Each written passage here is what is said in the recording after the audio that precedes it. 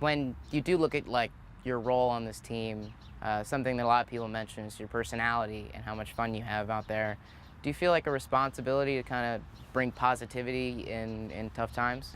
Yeah, definitely. My whole life, it's been molded by adversity, bad things, and throughout it all, my parents, my mom especially, my dad, they've always preached one thing: always believe that you're blessed and you could put a smile on someone else's face, no matter how bad your day is. So I definitely try to bring that out here onto the pitch every single day.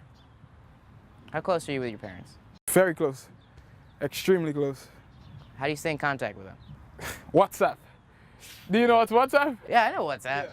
WhatsApp. My dad, he doesn't have an iPhone, so I can't FaceTime him, but yeah, WhatsApp. Have they ever been to the States? Yeah, I got a lot of family up in the States actually, so my parents have been here a lot. My dad is gonna actually come up for senior night, so that'll be cool.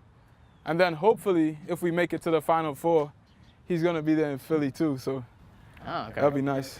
Now you say hopefully the Final Four. Is that the end goal? Was that the end goal to start this year? The end goal when you got to Indiana? Yeah, personally for me, I wanted a championship. My uncle, he played at Columbia University. I think they lost to IU in 1981. So growing up, I always knew that Columbia was always a good school, but IU was always that, like the Mount Everest of college soccer. And I always told him growing up, I don't know who I'm going to play for, but I am going to win a national championship. And God just so has it that I ended up at IU. So that is definitely the end goal.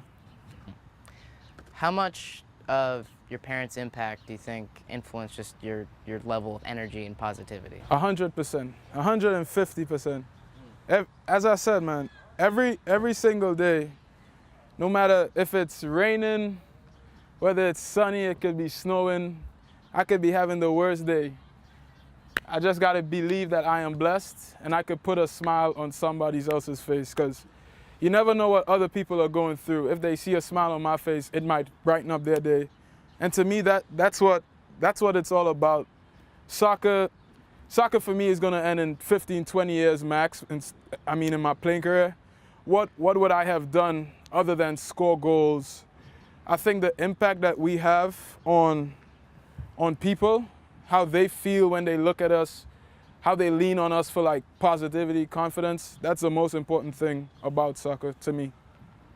Have you always thought like that when you were back in Trinidad, when you were growing up playing soccer? I wouldn't say so. I was a very stubborn kid, and then I think by the time like I hit 15, my dad, he was like, okay, like I was going through one of those stages in my life, and my dad basically put me to the side, and he was like, there's two paths you could go down. You could be positive, be a nice young man, stay in my house, or be stupid, be irresponsible, and you gotta leave. So I was like, all right, well, that's not really much choice, but okay. And then from there, you know, my spiritual life definitely took a turn as well for the positive. Well, how do you maintain that spirituality while you're a student athlete, you're going to classes, you're training every day? How do you have time for that? I pray all the time. When I'm on the bus and I'm just looking out the window, I'm praying, Lord, help me be positive. Help this girl who's next to me, if she has on, like today, for instance, this girl had on like a short pants and a t-shirt. I was like, it's cold. Why don't you have on like something? I was like, God, help her to stay warm. Like, I'm just praying all the time. And that's not just, oh, Shadi's such a great person or whatever. That is a direct reflection of my parents, of my family, of my little sisters, of my best friends. That's not me alone. That's everybody else and that impact on my life. How special is this team now?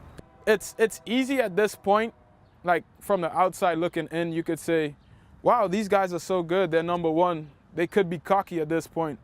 But that isn't the vibe at all on this team, because we know that we are a part of something bigger than ourselves.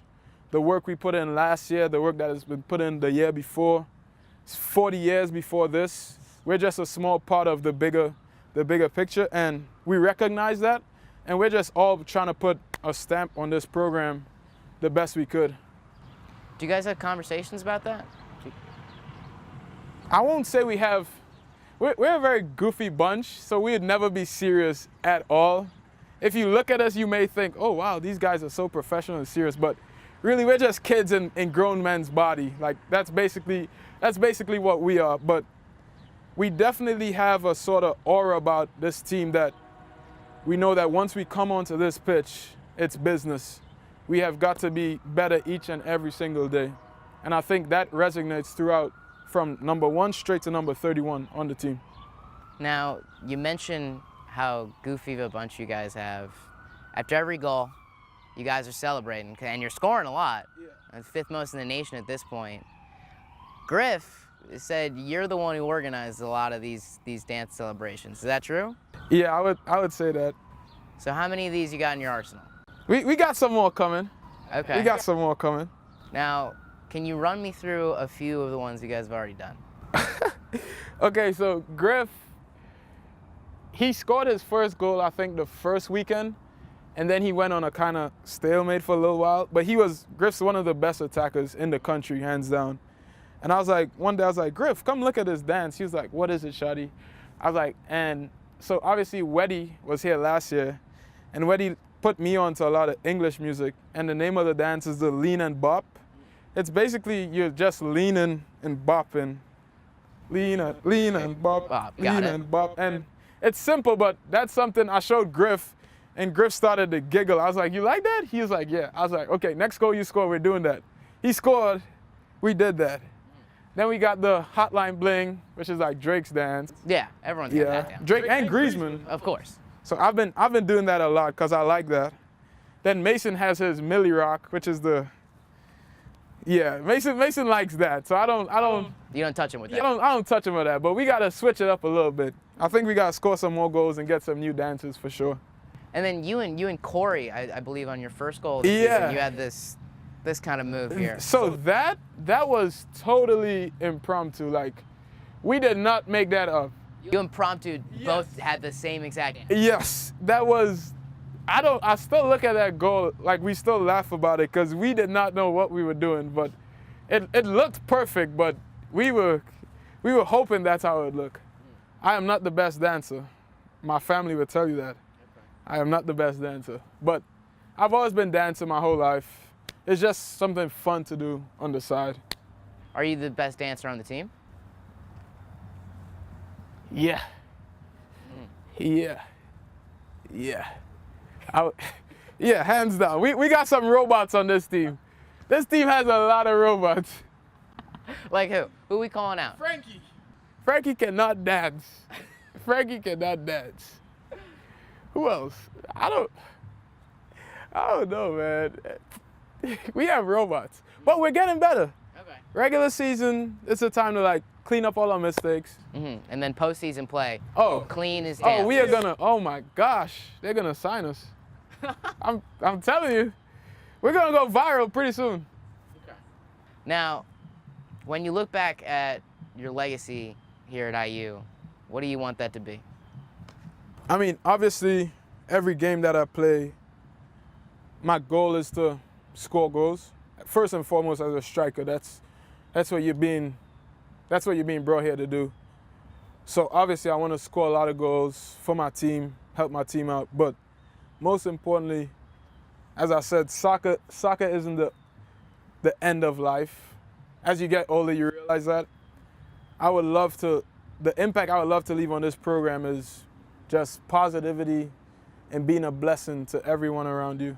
That's, at the end of the day, that's what I want to do. Try to bring people closer to Christ and always give off a good vibe all the time.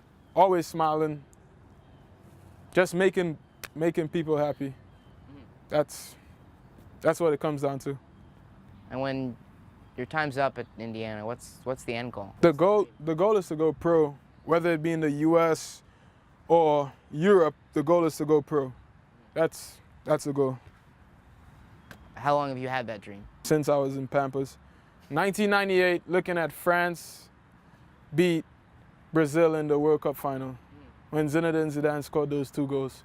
That's when I knew I wanted to go pro. You could ask my dad. He'd tell you that at that moment I knew I wanted to be pro. And the last thing I'll ask you is, you guys are #1 in the country. What's that like? What's the team mentality? And like, do you guys think about that often? Like that ranking and what the potential end goal is and how seemingly close you guys are? We appreciate what we've done. We appreciate what we could do. But at the end of the day, we want to, every team that we come across, we want to kill. Like, that's as simple as I could say. We want to eat them alive. I'm not even lying. I'm telling you, we want to eat them alive. So that's my take on that. Well, thank you very much, man. Thank you. You're awesome. Thanks, bro. God, you're the best conversation ever. Oh my God. Thank you.